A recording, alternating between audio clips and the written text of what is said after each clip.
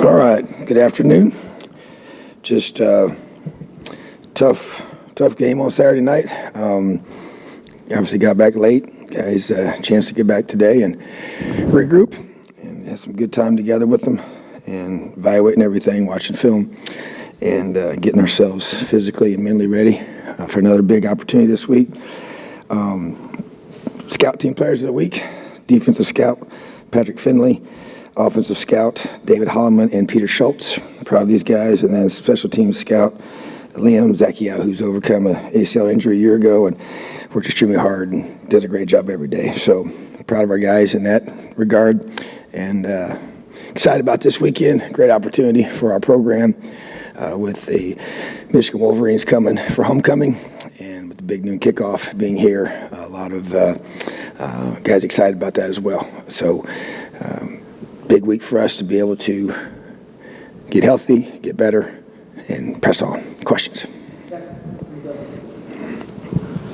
Tom, forgive me, this is, I don't know, kind of a more sort of philosophical question, but I know you're without your top two receivers Saturday. Do you feel like the offense is getting a better sort of feel for just where to put guys to get the most out of them, I guess? And I understand that some of that has to kind of get thrown in the trash when you know you don't have Cam, and then you lose DJ in warmups, or you can't clear him after warmups. But do you feel like you're getting a good enough command of the other guys in the offense, where to get them the ball, how to get them the ball, like why they're getting it at a certain point in a drive to get the best out of them too? Yeah, I think so. And I think that, it's always difficult when you lose two guys that have been your most productive playmakers. But at the same time, other guys got to step up, and a couple guys made some plays. I didn't think we had 5 drops, which is something we can't have. We needed those catches in those situations. And challenge those guys to step up in that, and that's part of the execution piece, and to help our quarterback out and help our whole offense out. So, but I do think that as everything progresses, you do figure out more about how teams are going to defend you and different things you can do to get guys the football, and trying to be able to maximize that. And as we saw with a guy like Jaylin Lucas, is a guy that we need to and want to and expect to and get him the ball more. He'll be returning kicks for us now consistently, and then just trying to get him more touches without question, because he obviously showed what he can do with the ball in his hand in that game, and need to continue with that. And so, but there's also there's parts to that, there's pieces to that, and as we get our guys developed each week and opportunities to be able to maximize the skill set of our guys on the opposite side of the ball. To keep going on Jaylin, then, I mean, what's been, I guess, the holdup? Obviously, he's not a really big guy, and I imagine that's an issue for pass protection, but what has kept you guys from getting the ball more at this point, and what do you have to be sort of creative about, or how do you have to be creative to get him in positive situations? Yeah, I think that there's some variables there with that. He's obviously running back, and pass protection is a big deal. It's a part of that, and we don't sub guys a lot, so you got to be able to stay with the personnel grouping that you have in those situations. So I think that's a big part of it, because every time you sub, then they'll come in at their own leisurely pace to be able to slow everything down. So that's schematically what you want to be able to prevent from how we want to operate. And so then just being able to grow, he's young, true freshman, but just to continue to expand his knowledge of what we're doing and find creative ways to, like I said, you can't just insert it in for a play, and that's kind of how it's, maybe some styles of offense you can do that more, and just being very transparent about that. And I think it's obvious as you watch this play, and a lot of teams do that now. We played several teams already this year where they'll stay in the same personnel package, so you can't sub, and so, or they'll do certain things on third down, so you can't sub in your third down package. So there's that strategy going back and forth, and a lot of people are doing that. So, but to be able to bring him along and get him more involved is definitely a priority for us right now, and as he continues to grow and develop as a player. And like I said, you see what he can do with the ball in his hand, and we know we need to do that. Hey, Coach, just want to get your thoughts. How would you evaluate development of the offensive line over the last couple of years, and do you feel it's to the point that allows your program to consistently compete for bowl games? Well, I'd say that we played better this past week than we did the week before, but seeing some guys around, still thinking I think he needs to get better. I think that's something that I want to focus on in both recruiting and in player development, and continuing to evaluate that. because you know you have to consistently have a group of guys ready to play. Things happen, injuries happen, and when someone goes down, you got to have another guy there. You know, Josh Sales is going to be getting more reps, you know, and that's something that's a positive thing as he's young and developing, but continue to grow him. And other guys are coming along. Khalil's progressing well and continuing to get better, and that's every time he plays, he gets better and better, which is big for him and for us. And so I just think that's an area that, yeah, we got to make sure that we're I do like our young guys. I think we got some really good young old linemen that we're trying to bring along, and that is a position that takes, you know, 2 or 3 years for a guy to really be physically in that mode. I know Matt Bedford was the exception to the rule to come in and play as a freshman. It didn't happen very often. And but at the same time, yeah, I just still looking at it, big picture-wise, we need to get better there. Hey, Tom. I don't think we've talked to you much about Lewis Moore, another junior college transfer. Came up with that big play on the sack. I guess, what do you like about the way he fits in with your defense and just his play on Saturday? Yeah, I think Lewis did a great job. You know, we're trying to find a niche for him within our system to maximize our roster. He came to us from junior college, as you mentioned, was a really two-way guy there. Mostly was a receiver, played a little bit of defense. Just by doing our homework with him, you know, he pretty much practiced mostly on offense and just a little bit on defense. So we knew he had a high ceiling. We felt like we took him as a defensive back, as a potential nickel guy, because he can play corner or safety, and love his athleticism, love his ball skills. The thing that's probably was the biggest surprise early was how physical he was in tackling, you know, because we knew he didn't have an extensive background at playing defense, although he's from a high school in Dallas, Texas there that Mesquite Petit, and I know his head coach there well, recruited there for many, many years, and they've always produced a lot of tough, hard-nosed kids, and so I knew we were getting a good football player, you know, just from doing our homework with that, and he's just probably come along a little quicker than we thought he might, just because of his lack of defensive experience, you know, before we got him here, and also the fact that you know, he wasn't here in the spring. So I just think that it's been a huge plus for us, and continue to use him as a safety and as a Husky, and maybe even as a corner based on the needs of our team. So we like to get those versatile guys that can play multiple positions. Coach, Jaylin Lucas has been brought up. Josh Henderson also another guy. I know you can't predict the plays are called so quickly, but how can you guys scheme to get these guys in the position to get the ball in their hands more once we've seen that they've got some electricity sometimes? Yeah, I agree, and I think that's the big objective, and that was even a big part of our discussion as a staff yesterday, was being able to do that. And I think you're listening to guys there that have come on as the season's played out, and it's about, you know, getting playmakers the football and getting those guys the ball in space, and the guys that can make somebody miss, give them a chance to do that consistently. So those are two guys that we're excited about, and that just do a tremendous job. They're both such great workers every day, great teammates, do the little things right. And yeah, we got several guys that we feel like we can get the ball to, and the challenge now is to consistently do that within our scheme and within our system, how we're organizing ourselves. James Head was talking to us before about how he feels a lot of what happened on Saturday was mental mistakes and kind of some unforced errors. And you and others keep talking about, you know, the offense needing to develop consistency. I guess, what do you do in practice to develop consistency and address those kind of mental errors? Yeah, I think, you know, even defensively, we gave up only 5 explosives the entire game, but there were some big ones that cost us, you know, and so. And, you know, one was technique and one was communication, you know. So to me, that's, you know, and I will say, you know, the challenges, especially defensively, you play a lot of guys, which we want to do. There's going to be different guys matched up with different players in different situations. And it could be, you know, things that you have maybe rep that exact same situation. Sometimes you did it during a walkthrough, or maybe it was real practice rep, but sometimes it's just different types of layers to that. So I think that increases the challenge, but at the same time, that's how we, you know we want to play, you know. So that's, to me, it's just continued reps, attention to detail in everything that we do.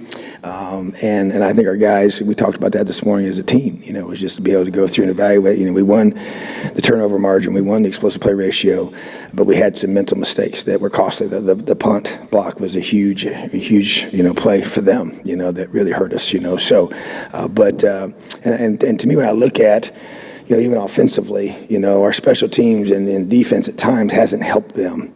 We've had our starting position was 15 yards less than theirs, for average starts per series, which puts you at a disadvantage. We started on the 1 twice, inside the 10 several times, and we inside the 20 several times. And so we gotta, everybody sees those stats where the percentage of scoring goes way, way down as you get, start further back. And it makes it tough on any offense, and so we're just trying to, we dropped 2 interceptions. One I thought would have been a pick 6, and we just got to make those plays, and just creating positive field position, and then those things those mistakes have put us back, whether it's a penalty on special teams. We've had more of those this year than we've had in the last several years, and it's been frustrating, and some of it's been some younger guys, but at the same time, we got to continue to teach. It's technique, it's execution, and so there's no shortcut to doing that. It's continuing to make it a point of emphasis in practice. It's continuing to focus on it because we can go in the fourth quarter tied 21-all, and we got to find a way to win the fourth quarter. We won many fourth quarters this season already, and we didn't win that one, and it cost us the game. And so those third downs. You think about our defense. We had done a really good job on third downs until the fourth quarter. We had 3 of those in the fourth quarter, and they won all 3 of them. And so that to me is really.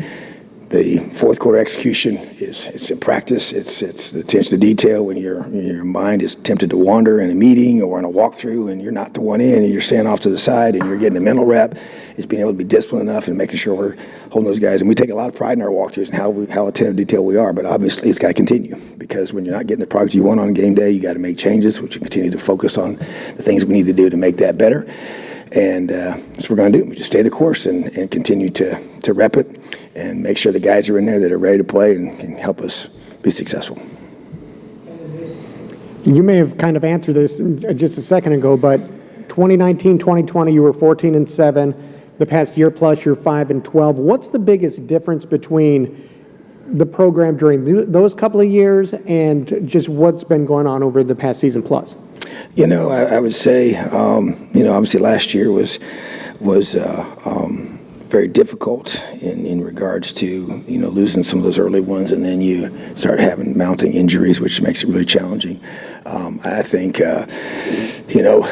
consistency in our execution is probably the one thing that would jump out to me, because that's how you finish games in those situations is to be able to execute better. We obviously got some new faces, from those couple seasons, and we have some guys have been here during that time, but I think to me,